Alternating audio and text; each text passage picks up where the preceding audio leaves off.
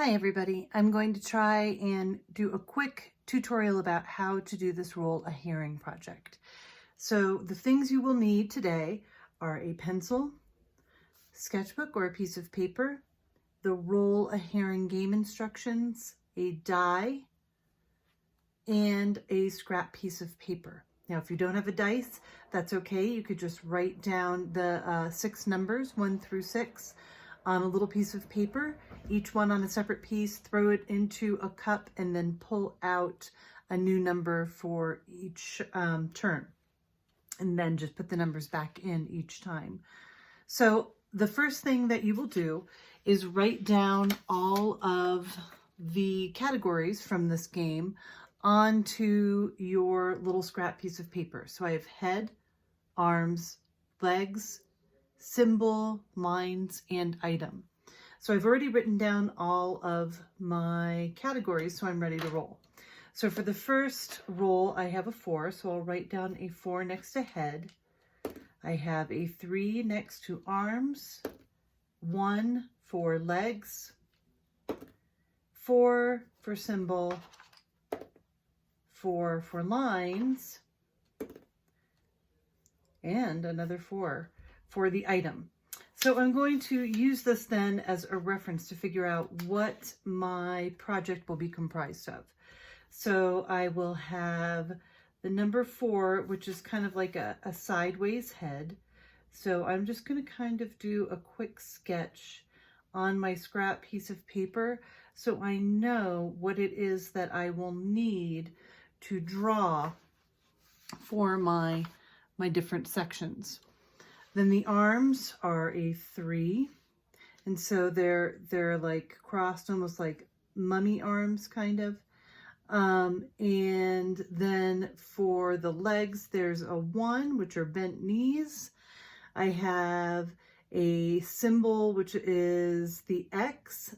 The lines I can use are these zigzags, and an item is the hole in the torso, which is pretty cool. So I will try for my very first drawing to be pretty dedicated to this, but if you see something you'd rather do, or if you want to make up your own symbol or own lines, that's totally fine. I really just want to make sure that you're figuring out how to do these different character types. So when you're ready to put it on your paper, you will divide your page into 4 different sections. Now I have a ruler. My ruler's not quite long enough, but I can use it as a straight edge. You can also use the side of a book or anything else that has a straight edge.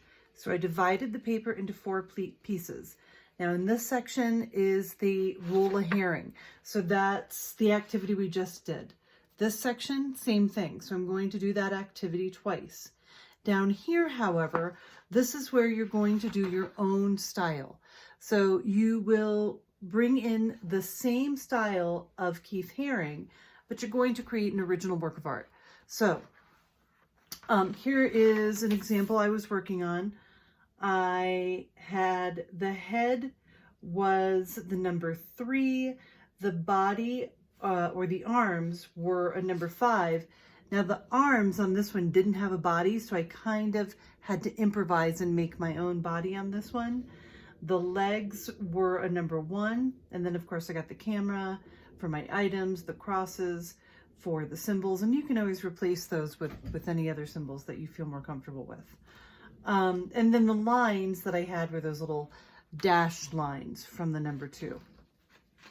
So I did that for the first and the second box, using the Roll-A-Haring to get all of the details. For this next box, I decided that it would be interesting to repeat the USA throughout it, which was the symbol I rolled, and then to include an American flag. Now, having looked at a lot of Keith Haring work, I know that he includes American flags in a lot of his pieces. The next ones I was a little bit more liberal with. I kind of experimented a little bit, and then I finally moved on to my social issue. And considering what we're doing now, I decided to do social distancing. So it says together apart, and it's the concept of us doing remote learning, but still being able to connect. and hopefully feel the love a little bit.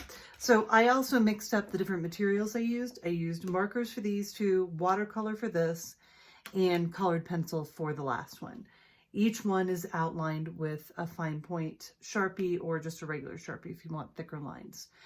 So first thing you need to do then is to divide your paper, get your Roll-A-Haring, figure out a way to get your 6 numbers, get scrap piece of paper and a pencil.